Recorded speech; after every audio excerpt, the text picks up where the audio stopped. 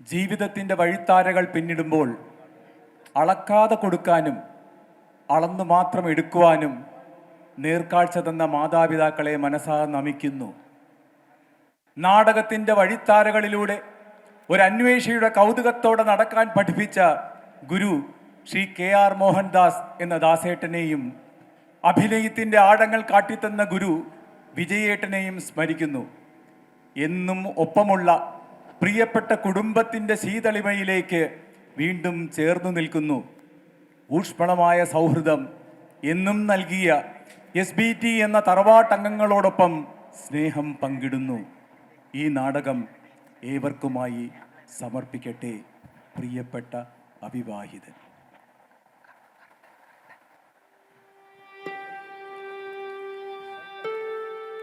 ചടുലതാളവും ദ്രുതസംഗീതവും നിറപ്പകിട്ടും എല്ലാം ഒരുമിക്കുന്ന ജീവിതങ്ങൾ ഒരു ഭാഗത്ത്, അതിവേഗ പാതയുടെ ഇറമ്പിലൂടെ നടന്നു പോകുന്ന ചില സാധാരണ ജീവിതങ്ങൾ മറ്റൊരു ഭാഗത്ത്. എല്ലാം നമുക്കറിവുള്ള ചുറ്റളവിൽ ഇവിടെ നാം കണ്ട് കടന്നുപോയ പലരിൽ ഒരാൾ. നിത്യജീവിതത്തിൻ്റെ രണ്ടറ്റവും കൂട്ടിമുട്ടിക്കാനാവാതെ നട്ടം തിരിയുന്നതിനിടയിൽ നിറമുള്ള സ്വപ്നങ്ങളൊക്കെ മനഃപൂർവ്വം മറന്ന് ഒരു കുടുംബമെന്ന ചിന്ത തന്നെ ഉപേക്ഷിച്ച് വിവാഹം കഴിക്കാൻ തോന്നിയാലോ എന്ന് സന്ദേഹിച്ച് ഒരു പെൺകുട്ടിയുടെ മുഖത്തേക്ക് പോലും നോക്കാതിരിക്കാൻ ശീലിക്കുന്ന ചെറുപ്പക്കാരൻ. നമുക്ക് എളുപ്പം തിരിച്ചറിയാൻ കഴിയുന്ന ഒരു വേള ഒരു കാലത്ത് നാം തന്നെയോ നമുക്കറിയുന്നവരോ ആയിരുന്നില്ലേ എന്ന് ഓർമ്മിപ്പിക്കുന്നത്ര അടുപ്പമുള്ള ഒരാൾ. തികച്ചും പരിമിതപ്പെടുത്തപ്പെട്ട ജീവിത സാഹചര്യങ്ങളുമായി നിരന്തരം തർക്കിക്കേണ്ടി വരുന്ന അയാളുടെ അന്തസംഘർഷങ്ങളാണ് ഈ നാടകം. പ്രിയപ്പെട്ട അവിവാഹിതൻ.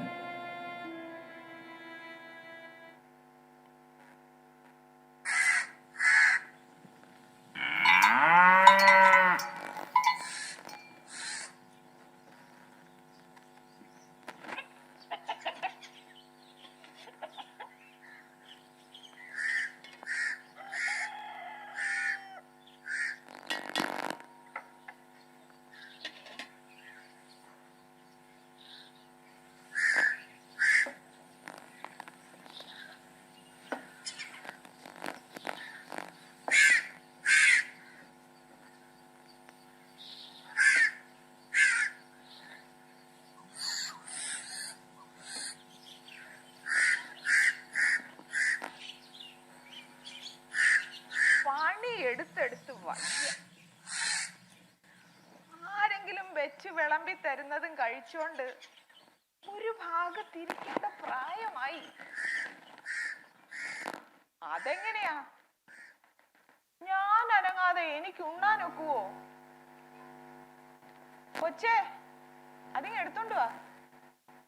ഇങ്ങ അടുത്തോട്ട് വെച്ചതാ എന്നൊക്കെ പറഞ്ഞ കേക്കാൻ ഒരാള് വേണ്ടേ? അവൻ കല്യാണം കഴിക്കണ്ടേ? ഒരു പെണ്ണിനെ കിട്ടണ്ടേ? പെണ്ണില്ലാഞ്ഞിട്ടാണോ? അവന് കിട്ടണ്ടേ?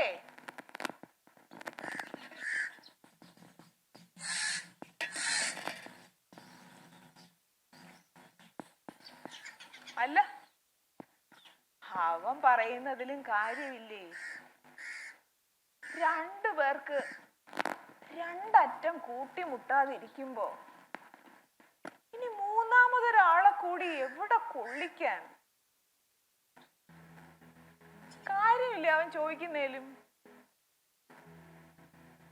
അല്ല, ഈ മൂന്നെന്ന് പറയുന്നതേ 4ഉം 5ഉം ഒക്കെ ആവാൻ എത്ര കാലം വേണം? എന്തായാലും ഇങ്ങനെ ഈ വേദന എന്തെന്ന് കഴിയാനായിരിക്കും എന്റെ വിധി. എന്തൊരു വേദന! അമ്മായി,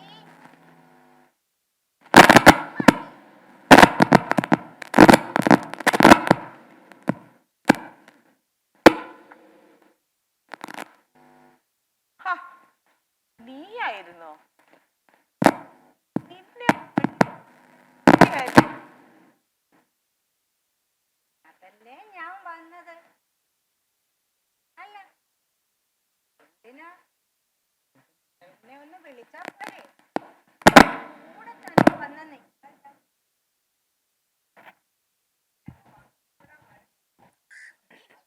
ഞാൻ മാത്രം കരുതിയാ പോരല്ലോ.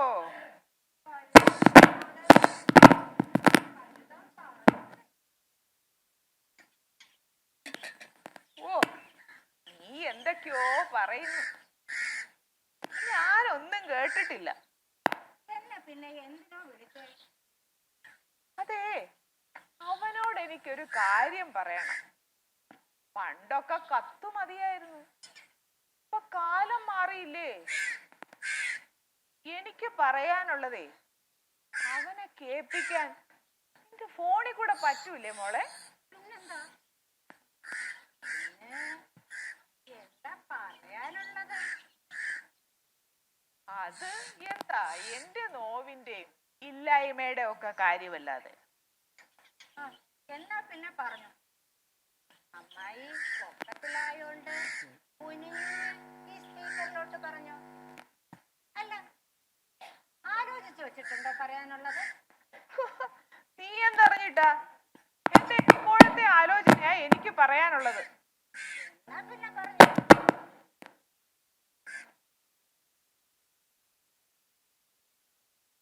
മോനെ, ശമ്പളം കിട്ടാത്തത് കൊണ്ടാണ് നീ പണം അയക്കാത്തതെന്ന് അമ്മയ്ക്ക് അറിയാം. ഞാനിവിടെ കടം വാങ്ങി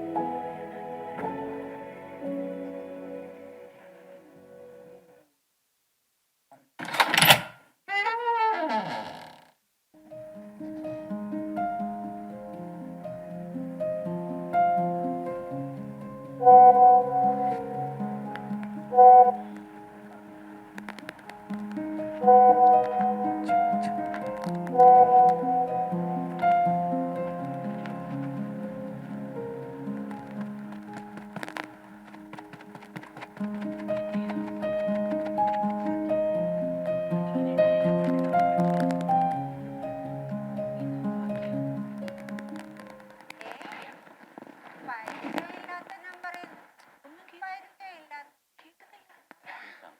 ഒരു പെൺ ശബ്ദത്തിൽ വന്ന മെസ്സേജ്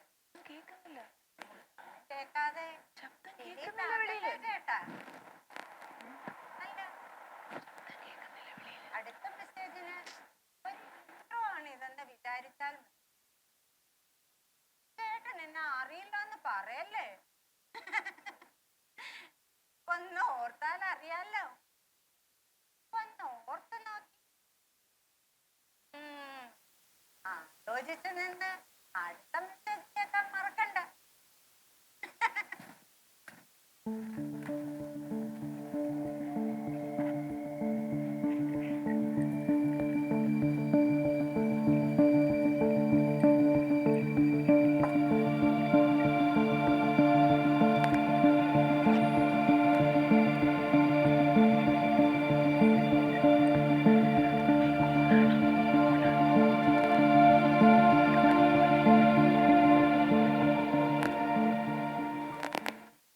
ഞാൻ കടം വാങ്ങി മടുത്തു.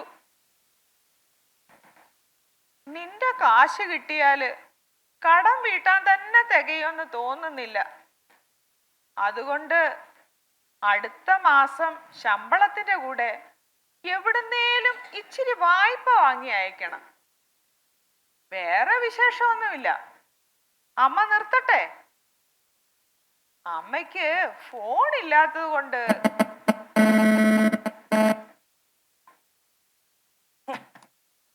സ്വന്തം അമ്മ.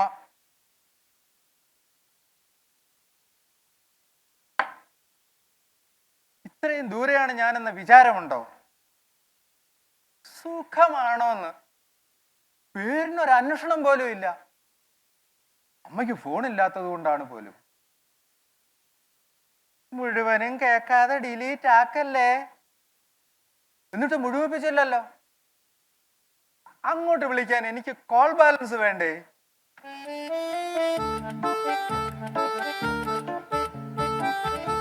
പർച്ചേസിങ് കഴിഞ്ഞപ്പോ വൈകി.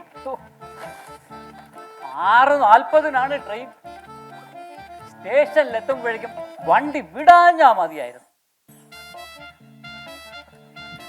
ഇന്ന് വരും എന്ന് അറിയിച്ചതുകൊണ്ട് അവളും പിള്ളേരും കാത്തിരിക്കും.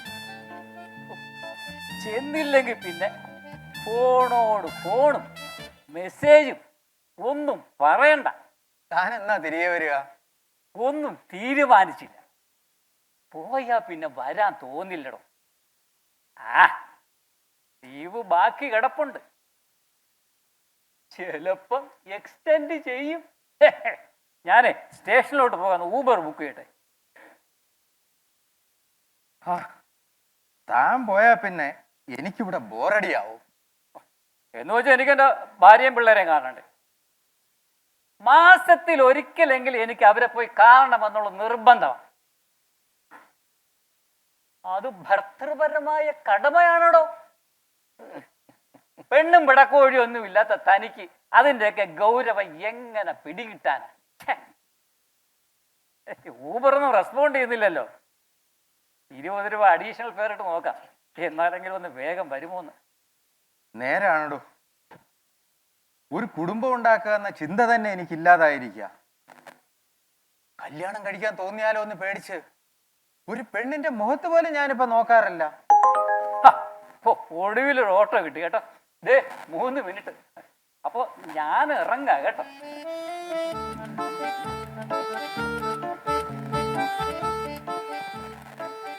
താൻ ഇങ്ങനെ തന്നെ അങ്ങ് മൂത്ത് നരച്ച് മരിക്കും.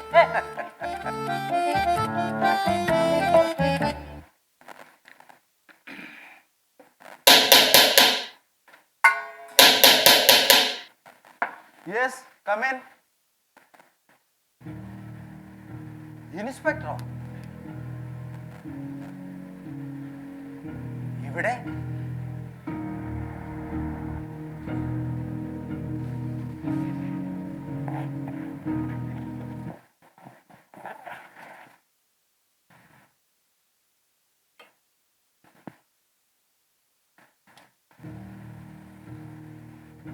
നിങ്ങളെ തെരഞ്ഞു തന്നെ ഗുരുതരമായൊരു പരാതി നിങ്ങളെക്കുറിച്ച് കിട്ടിയിട്ടുണ്ട്. എന്നെ കുറിച്ചോ? ആവാൻ വഴിയില്ല. അറിഞ്ഞുകൊണ്ട് ഞാൻ ഒരു കുറ്റവും ചെയ്തിട്ടില്ല. നിങ്ങൾ അവിവാഹിതനല്ലേ മിസ്റ്റർ? വിവാഹം ചെയ്യുന്നില്ല എന്നത് തന്നെയാണ് നിങ്ങളുടെ കുറ്റം. അതിൻ്റെ പ്രത്യാഘാതങ്ങൾ എത്ര ഭീകരമാണെന്ന് നിങ്ങൾ കാണുന്നില്ല എന്ന് നടിക്കുന്നു. സാർ, എനിക്കൊന്നും മനസ്സിലാകുന്നില്ല. ഒരു പുരുഷൻ കല്യാണം കഴിച്ചു വേണം ഒരു പെണ്ണിന് ജീവിതമുണ്ടാകാൻ. ഇത് തികച്ചും ഒരു പുരുഷപക്ഷ സ്റ്റേറ്റ്മെന്റ്. ഞങ്ങൾ എതിർക്കും. ഇത്തരം മൂലാച്ചി ഡയലോഗൊന്നും ഇവിടെ വേണ്ട. നോക്കൂ, ഞാനൊരു പരാതി അന്വേഷിക്കാമെന്നതാണ്. ഞാൻ എൻ്റെ ജോലി ചെയ്യട്ടെ. അതിനിടയിൽ കുറ്റം ചെയ്തു എന്ന് ആരോപിക്കപ്പെട്ടിരിക്കുന്നയാളോട് എനിക്ക് പലതും പറയേണ്ടി വരും, ചോദിക്കേണ്ടി വരും. അത് തടഞ്ഞ് എൻ്റെ കൃത്യനിർവഹണം തടസ്സപ്പെടുത്തിയാൽ അറിയാമല്ലോ, ഭാരതീയ ന്യായ സംഹിത പ്രകാരം നിങ്ങൾക്കെതിരെ കേസെടുക്കാൻ വേറെ വകുപ്പുകളുണ്ട്. എന്നെ കൊണ്ടത് പ്രയോഗിപ്പിക്കരുത്. നിങ്ങളോട് നിങ്ങൾ ആ പെൺകുട്ടിയെ കല്യാണം കഴിക്കാൻ അല്ലെങ്കിൽ വിവാഹം കഴിക്കാൻ തയ്യാറാകാത്തത് കൊണ്ട് ഒരു പെൺകുട്ടി വിഷമിച്ച് കഴിയുകയാണ്. ഞങ്ങൾ നിൽക്കും. ഞാൻ എങ്ങനെ കല്യാണം കഴിക്കും സാർ? കിട്ടുന്ന ശമ്പളം വീട്ടിലേക്ക് അയക്കാൻ തന്നെ തികയുന്നില്ല. പിന്നെ മൂൺ ലൈറ്റിങ്ങും മറ്റു ചില ഏർപ്പാടുകളും ഒക്കെ ചെയ്താ ഞാൻ എൻ്റെ കാര്യങ്ങൾ നോക്കുന്നത്. സാർ, ഈ പറഞ്ഞതിന് എൻ്റെ പേര് കേസെടുക്കരുത്. ഇപ്പറഞ്ഞതിന് നിങ്ങൾക്കെതിരെ വേറെ പരാതിയൊന്നും കിട്ടാത്തടത്തോളം അതെന്റെ വിഷയമേ അല്ല. പക്ഷേ ആദ്യത്തെ പരാതി സംബന്ധിച്ച് നോ മിസ്റ്റർ, നിങ്ങളിൽ ആരോപിക്കപ്പെട്ടിരിക്കുന്ന കുറ്റത്തിന്റെ ഗൗരവം വെച്ച് നോക്കുമ്പോൾ എനിക്കിതൊന്നും പരിഗണിക്കാനേ വയ്യ. നിങ്ങൾ അവിവാഹിതനായി കഴിയുന്നത് കൊണ്ട് ഒരു തെറ്റും ചെയ്യാത്ത പെൺകുട്ടി ഭാര്യയാകാതെ വിഷമിക്കുകയാണ്. ഒരു തെറ്റും ചെയ്യാത്ത ഒരു പെൺകുട്ടി ഇയാളുടെ അനാസ്ഥ കാരണം വിഷമിക്കുകയാണ്.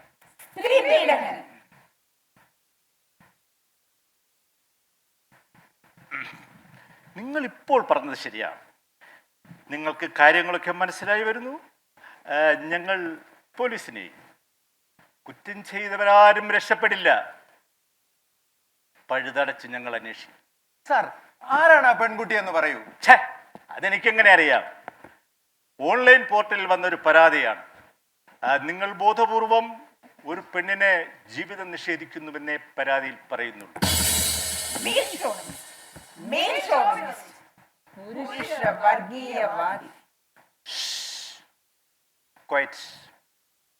ഇയാളിപ്പോൾ ആരോപിതൻ മാത്രമാണ്. കുറ്റം തെളിയട്ടെ, അതുവരെ ജനകീയ വിചാരണ വേണ്ട.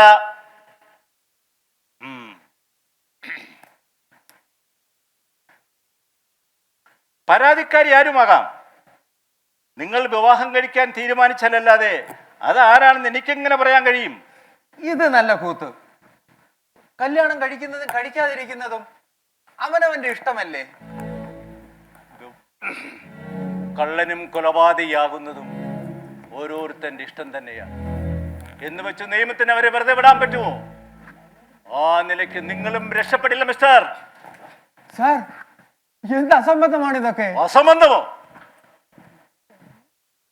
ആ പാവം പെൺകുട്ടിയുടെ അവസ്ഥയെക്കുറിച്ച് നിങ്ങൾ ചിന്തിച്ചിട്ടുണ്ട്?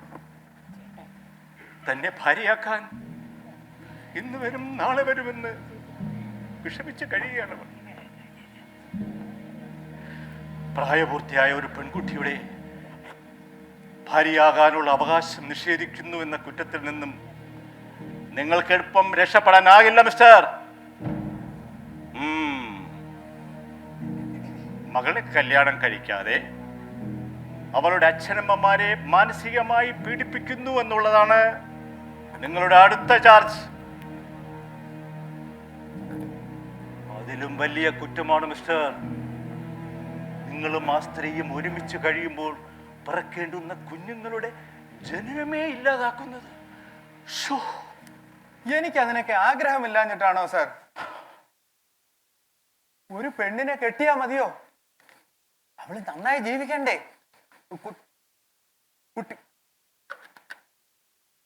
കുട്ടികൾക്ക് ജന്മം നൽകിയാ മതിയോ?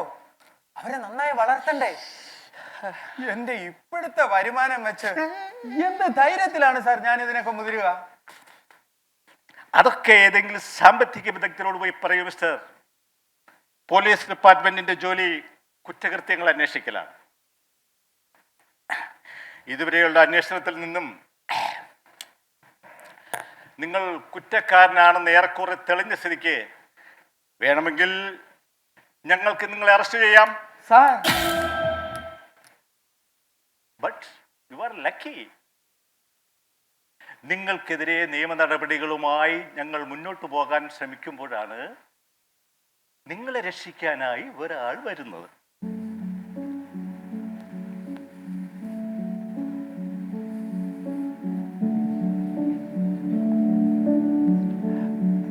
മാഡം, ഞാനിപ്പോൾ പരാതിയിൽ പറഞ്ഞിരിക്കുന്ന ആളിന്റെ മുമ്പിലാണ്.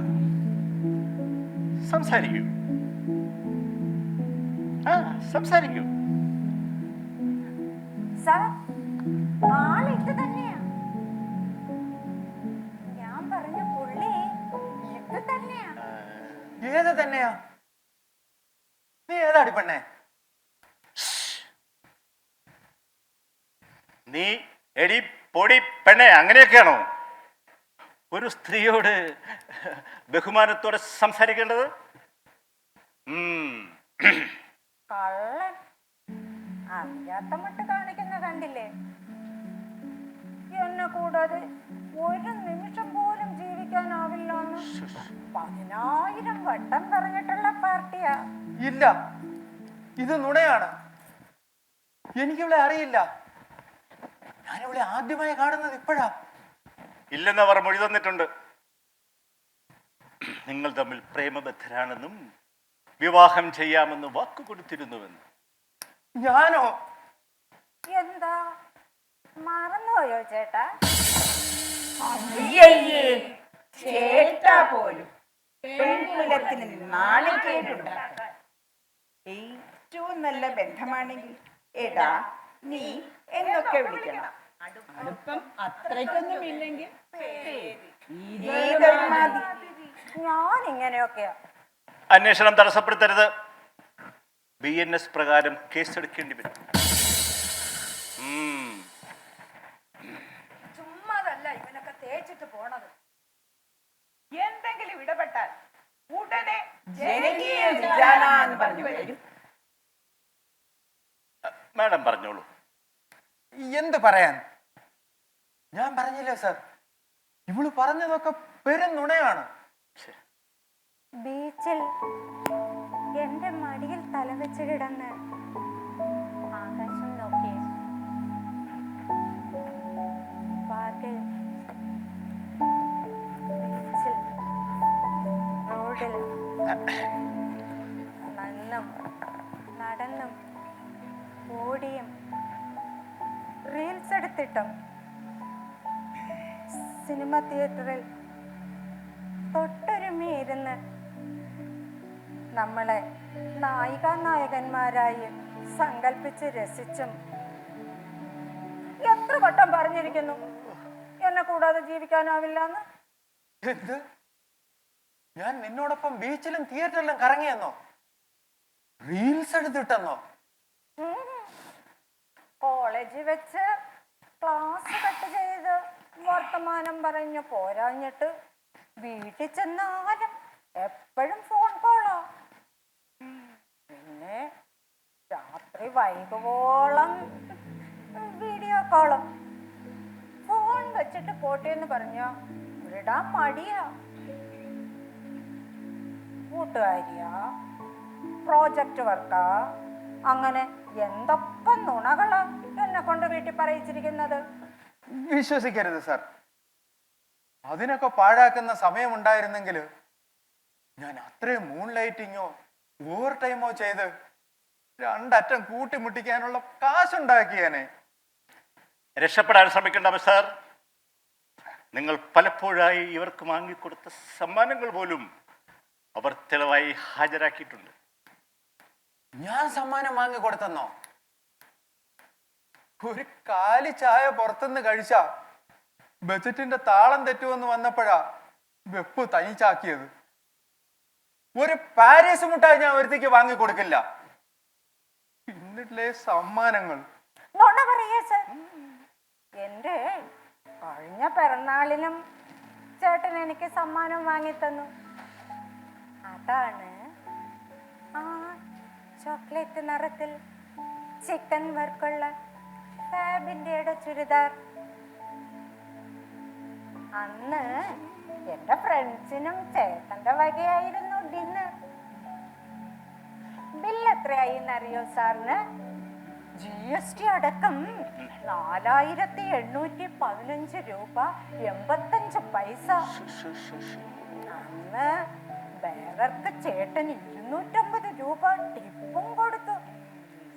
എന്റെ ദൈവമേ, 250 രൂപയുണ്ടെങ്കിൽ ഞാൻ ഒരാഴ്ചത്തെ ചെലവ് കഴിക്കും. എടി പെണ്ണെ, നുണയാണ് പറയുന്നതെങ്കിലും കേൾക്കാൻ ഒരു സുഖം വേണം. കേട്ടില്ലേ? വീണ്ടും സ്ത്രീയോട് യാതൊരു ബഹുമാനവുമില്ലാത്ത വർത്തമാനം. ഏടി ഓടി ഇവൻ ആരാ? ഇത് അവസാനത്തെ താക്കീതാണ്. വാക്കുകൾ സൂക്ഷിച്ച് മര്യാദയോടെ. ചേട്ടാ, ഞാൻ ജീവനേക്കാൾ സ്നേഹിച്ച് സൂക്ഷിക്കുന്ന ഓർമ്മകളാണ്. കളിയായിട്ട് പോലും ഇങ്ങനെ ഇല്ല കഥ എന്നൊക്കെ പറഞ്ഞ ഒരു പെണ്ണും സഹിക്കില്ല. കളിയായിട്ടല്ല, ഞാൻ കാര്യമായിട്ടാ പറയുന്നേ.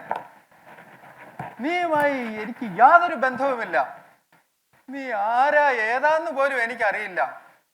പിന്നെ എന്തിനാ ഇങ്ങനെ ഇല്ലാ കഥകൾ ഉണ്ടാക്കി എന്നെ ശല്യപ്പെടുത്താൻ വന്നിരിക്കുന്നത്? കേട്ടില്ലേ സർ, ഞങ്ങളുടെ കഴിഞ്ഞ 5 വർഷത്തെ ബന്ധത്തെയാ ഇയാളിപ്പോ ഇല്ലാ കഥകളാക്കുന്നത്. ഞാൻ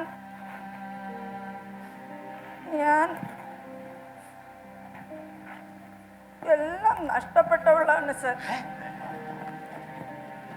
വിവാഹം കഴിക്കാമെന്ന് വിശ്വസിപ്പിച്ച് ഇയാൾ എന്റെ എല്ലാം. എന്ത്? നിങ്ങൾ എന്തുകൊണ്ട് നേരത്തെ ഇത് അറിയിച്ചില്ല? അത് സ്നേഹിക്കുന്ന പുരുഷൻ കാരണമായാലും താൻ പിഴച്ചവളാണെന്ന് ഏതെങ്കിലും പെണ്ണ് പറയുമോ സർ? ഇത് ഈ മുറിയിൽ വെച്ചാണ് ഇയാള് എന്ത്? നീ എന്നോടൊപ്പം ഈ മുറിയിൽ കഴിഞ്ഞിട്ടുണ്ടെന്നോ? എത്ര വട്ടം? കോളേജിലേക്കെന്നും പറഞ്ഞ് ഞാൻ നേരെ ഇങ്ങോട്ടല്ലേ വരാറ്. പിന്നെ കോളേജ് വിടുന്ന സമയത്തല്ലേ എന്നെ പോകാൻ സമ്മതിക്കുക. എന്റെ ദൈവങ്ങളെ, ഈ പെരുന്നുണ കേട്ടെന്റെ കാത് പൊട്ടിത്തെറിക്കുക. എന്നെ വിശ്വസിക്കണം സർ. ഈ വീഡിയോ കോളില് ഇപ്പോഴാണ് ഞാൻ ഇവളെ ആദ്യമായി കാണുന്നത് തന്നെ. എനിക്ക് ഇവളുമായി യാതൊരു ബന്ധവുമില്ല. പറയുന്നതൊക്കെ കളവാ. ദയവ് ചെയ്ത് ആ കോൾ കട്ട് ചെയ്യൂ സർ. എന്ത് വിഡ്ഢിതമാ താനീ പറയുന്നത്? രക്ഷപ്പെടാൻ കിട്ടിയ അവസാനത്തെ പഴുതാണ് താൻ ഇല്ലാതാക്കുന്നത്.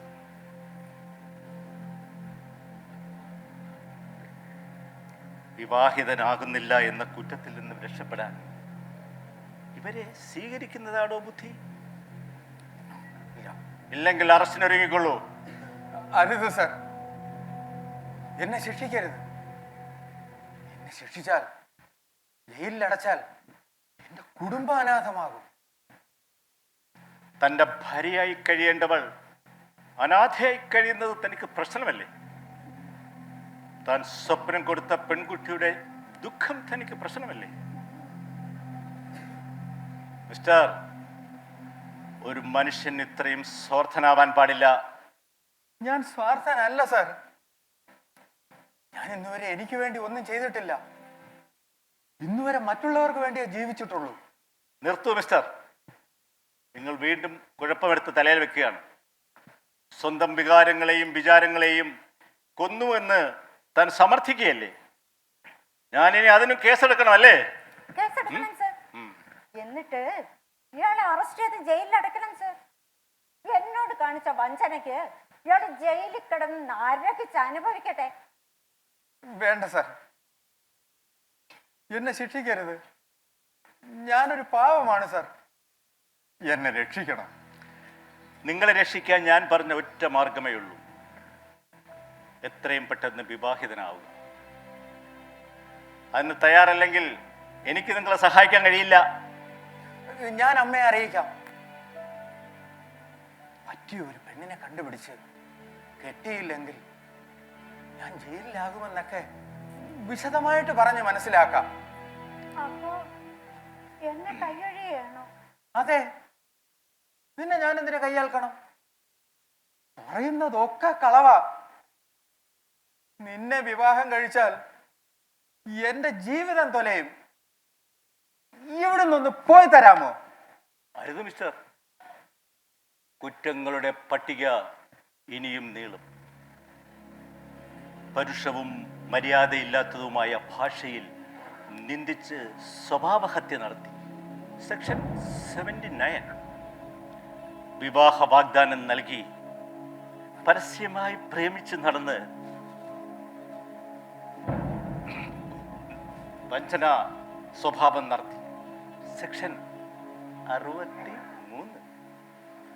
സ്ത്രീയുടെ സ്വകാര്യതയിൽ കടന്നുകയറി. സെക്ഷൻ 126. അതൊക്കെ ഇല്ലാത്തതാണെന്ന് ഞാൻ പറഞ്ഞില്ലേ സാർ, വെറും ആരോപണങ്ങൾ. ഇവളെ എന്നല്ല, ഒരു പെണ്ണിനെ ഇന്ന് വരെ ഞാൻ പ്രേമിച്ചിട്ടില്ല. കള്ളം പറയരുത് മിസ്റ്റർ. നിങ്ങൾ വാട്സപ്പിലും ടെലിഗ്രാമിലും ഇൻസ്റ്റയിലുമൊക്കെ ഇവർക്ക് അയച്ച പ്രണയ സന്ദേശങ്ങൾ, നിങ്ങൾ ഒരുമിച്ചെടുത്ത സെൽഫികൾ, റീലുകൾ എല്ലാം മാഡം ഞങ്ങൾക്ക് ഷെയർ ചെയ്തിട്ടുണ്ട്. അവയെല്ലാം ഞങ്ങൾ സൈബർ സെല്ലിലേക്ക് അയച്ചു കൊടുത്തിട്ടുമുണ്ട്. ഇല്ല ഇല്ല, ഞാൻ ആർക്കും മെസ്സേജ് അയച്ചിട്ടില്ല, ആരോടൊപ്പം സെൽഫി എടുത്തിട്ടില്ല, റീൽസ് ഉണ്ടാക്കിയിട്ടില്ല. അതിനൊക്കെ ഉള്ള സമയം ഉണ്ടായിരുന്നെങ്കിൽ അത്രയും കൂടുതൽ മൂൺ ലൈറ്റിങ്ങോ ഊബർ ഓടിച്ചോ വല്ല സെക്യൂരിറ്റി പണി ചെയ്തോ കൂടുതൽ പൈസ ഉണ്ടാക്കിയിട്ട് എന്റെ അമ്മയെ ഒരു നല്ല ആശുപത്രിയിൽ കൊണ്ടുപോയി ചികിത്സിച്ചേനെ. കഷ്ടം. ഞങ്ങൾക്ക് വേണ്ടത് തെളിവുകളാണ് മിസ്റ്റർ, നിലവിളിയല്ല. നിങ്ങൾ ഇവരെ പ്രേമിച്ചിട്ടില്ല എന്നും ഇവർക്ക് വിവാഹ വാഗ്ദാനം നൽകി മോഹിപ്പിച്ചിട്ടല്ല എന്നതിനും തെളിവുകൾ എന്തെങ്കിലും ഉണ്ടോ? അതിന് സഹായിക്കുന്ന സാക്ഷികൾ ആരെങ്കിലും ഉണ്ടോ? സാക്ഷി സാക്ഷി ഉണ്ട് സാർ, ഉണ്ട്. എന്നോടൊപ്പം താമസിക്കുന്നവൻ. ഇവൾ ഇവിടെ ഒരിക്കലും വന്നിട്ടില്ലെന്ന് അവന് പറയാൻ കഴിയും.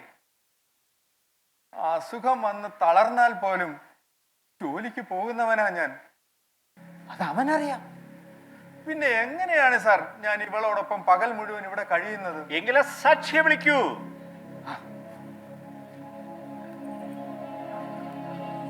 സോറി സാർ, സാർ വരുന്നതിന് അല്പം മുമ്പ് അവൻ നാട്ടിലേക്ക് പോയി. കണ്ടില്ലേ സർ? ഇപ്പൊ ആരാ കള്ളം പറയുന്നത്? അങ്ങനെ ഒരാളില്ല സർ. നാട്ടിലേക്ക് പോയെന്നൊക്കെ നുണ പറയില്ല. അല്ല സാർ, അല്ല. അവന്റെയും കുടുംബത്തിന്റെയും ഫോട്ടോ എന്റെ മൊബൈൽ ഫോൺ ഗാലറിയിലുണ്ട്, ഞാൻ കാണിക്കാം.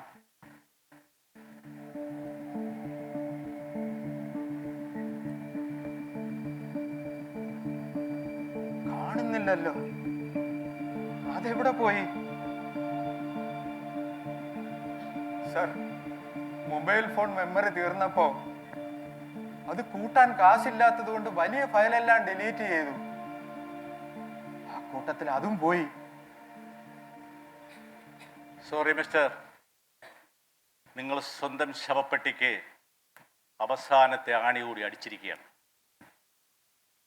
നിങ്ങളെക്കുറിച്ച് എനിക്ക് സഹതാപമുണ്ട്. But what can I do? നിയമം പരിപാലിക്കാതെ വയ്യല്ലോ. അപ്പോ ഞാൻ ഒരിക്കലും ശിക്ഷയിൽ നിന്ന് രക്ഷപ്പെടില്ലേ? ഇവളെ വിവാഹം കഴിക്കാതിരിക്കാൻ ഒരു മാർഗവും ഇല്ലേ? ഞാനൊരു പഴുതും കാണുന്നില്ല. ഈ ജന്മം മുഴുവൻ ജയിലിൽ നിന്ന് ഇറങ്ങാൻ പറ്റാത്തത്ര വകുപ്പുകളായി കഴിഞ്ഞു. എങ്കിൽ എന്നെ അറസ്റ്റ് ചെയ്യൂ സാർ.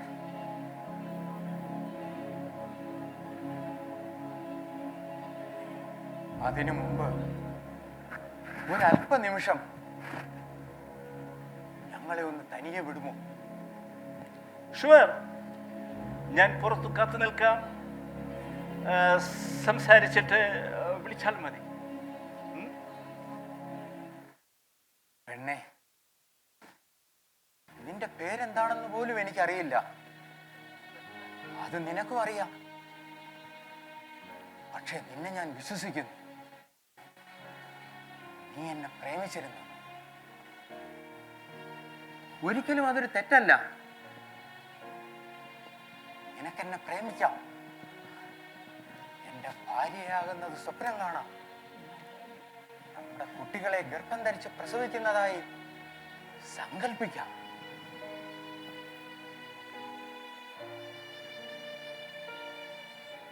അതെ, ഒരു സ്ത്രീ എന്ന നിലയ്ക്ക് അതെന്റെ അവകാശമാണ്. പക്ഷേ ഇന്ന് ഇവിടെ വന്ന് എന്നോട് നീ കാണിച്ച ക്രൂരത, ഒരു പുരുഷന്റെ തുടുപ്പുള്ള പ്രായത്തിൽ ഒന്ന് സ്നേഹിക്കാനോ വിവാഹം കഴിച്ച് കുടുംബമായി ജീവിക്കാനോ കഴിയാത്ത എന്റെ നിസ്സഹായതയാണ് നീ തിരികെ വിളിച്ചത്. ഞാൻ മറക്കാൻ ശ്രമിച്ചതിനെയാണ് നീ ഓർമ്മിപ്പിച്ചത്. ഇനി ആ ഓർമ്മയിൽ നിന്ന് എനിക്ക് രക്ഷപ്പെടാൻ കഴിയോ? കഴിയരുത്. എന്നാലേ നമുക്ക് ഒന്നിച്ച് ജീവിക്കാൻ കഴിയൂ. ഇല്ല പെണ്ണെ, നമ്മൾ ഒരുമിച്ച് ജീവിക്കില്ല. ഒരു ജീവിതം സ്വപ്നം കാണാനുള്ള ധൈര്യം എനിക്കില്ല. പക്ഷെ എനിക്ക് പ്രേമിക്കണം. പറയൂ പറയൂ പെണ്ണെ, ഒരു നിമിഷം നിന്നെ ഞാൻ പ്രേമിച്ചോട്ടെ. ഒരു നിമിഷം നിന്നെ ഞാൻ പ്രേമിച്ചോട്ടെ. നിന്നെ ഞാൻ പ്രേമിച്ചോട്ടെ. നിന്നെ ഞാൻ പ്രേമിച്ചോട്ടെ.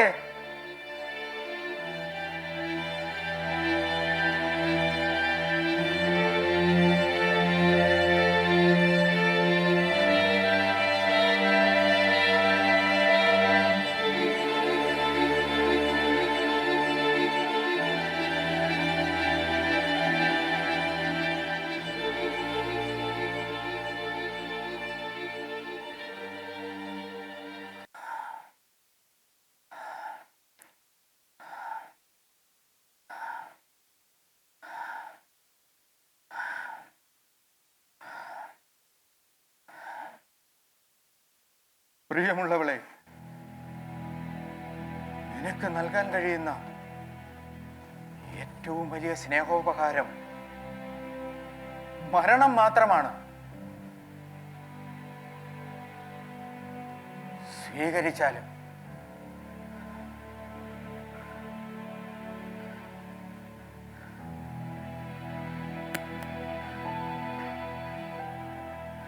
ഇൻസ്പെക്ടർ, ഇൻസ്പെക്ടർ സാർ,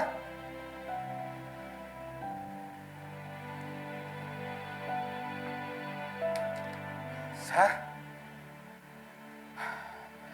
അങ്ങ് എന്റെ പേരിൽ കുറ്റങ്ങളുടെ ഒരു നീണ്ട പട്ടിക തന്നെ വായിച്ചു. പക്ഷെ അതൊന്നും എനിക്ക് വേണ്ടി ഞാൻ ചെയ്തതായിരുന്നില്ല. ശിക്ഷിക്കപ്പെടുന്നതെങ്കിലും എനിക്ക് വേണ്ടി ഞാൻ ചെയ്ത കുറ്റത്തിനാകണമെന്ന് കരുതി എന്റെ സ്വന്തം സുഖത്തിനും സന്തോഷത്തിനും വേണ്ടി ഞാൻ ആദ്യമായ ഒരു കാര്യം ചെയ്തു. ഞാൻ അവളെ കൊന്നു.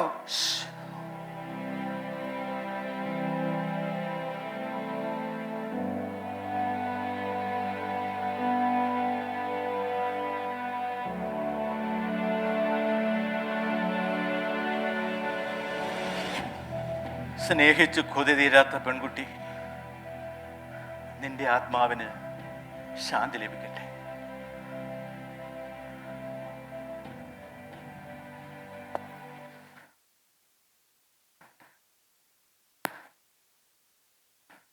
സാർ, അവളെ കൊന്ന കുറ്റത്തിന് എന്നെ അറസ്റ്റ് ചെയ്യൂ.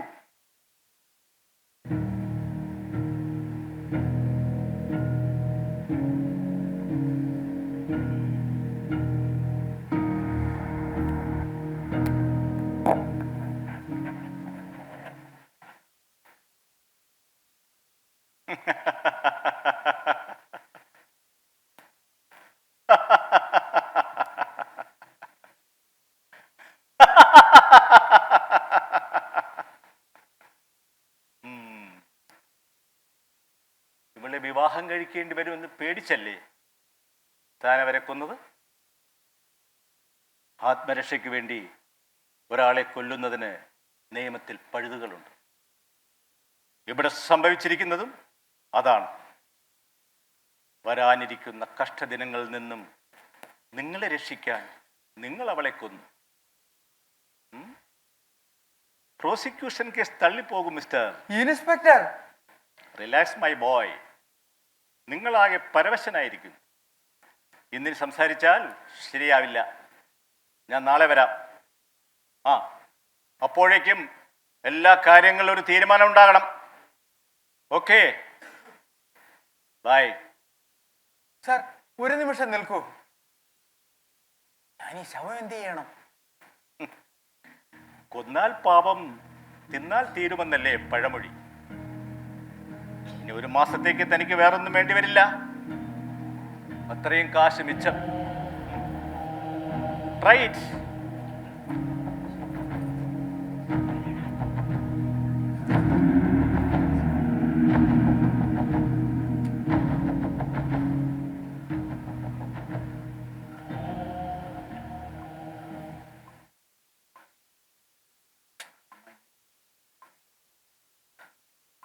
അമ്മ, ശമ്പളത്തോടൊപ്പം കുറച്ച് പൈസ കൂടി അയക്കണമെന്ന് എഴുതിയിരുന്നില്ലേ? ഈ മാസം തീർച്ചയായും അതെനിക്ക് അയക്കാൻ കഴിയുന്നില്ല. 1 മാസത്തെ ഭക്ഷണ ചെലവ് മിച്ചം വെക്കാനുള്ള അവസരം എനിക്കുണ്ടായിരിക്കുകയാണ്. അടുത്ത മാസവും ഈ ഭാഗ്യം വന്നു ചേരണേ എന്ന് അമ്മ പ്രാർത്ഥിക്കണം. വേറെ വിശേഷമൊന്നുമില്ല. വേറെ വിശേഷമൊന്നുമില്ല.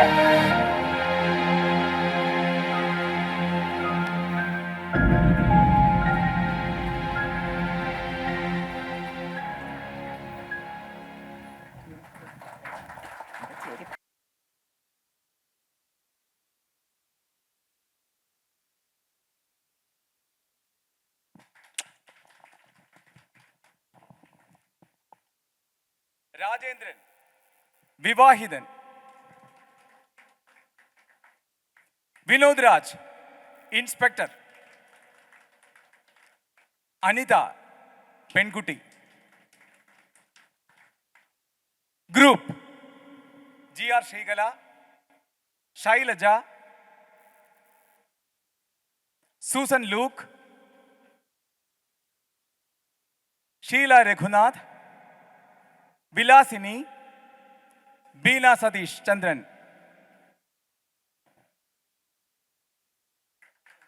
Associate director announcements Surendran Nair. അരങ്ങൊരുക്കം ദിവാകരൻ. സംഗീതം ശബ്ദസന്നിവേശം സതീഷ് നാരായണൻ. രംഗസജ്ജീകരണം രംഗോപകരണങ്ങൾ സന്തോഷ് അരങ്ങ്. ശബ്ദവും വെളിച്ചവും ഉദയൻ അരവിന്ദ്.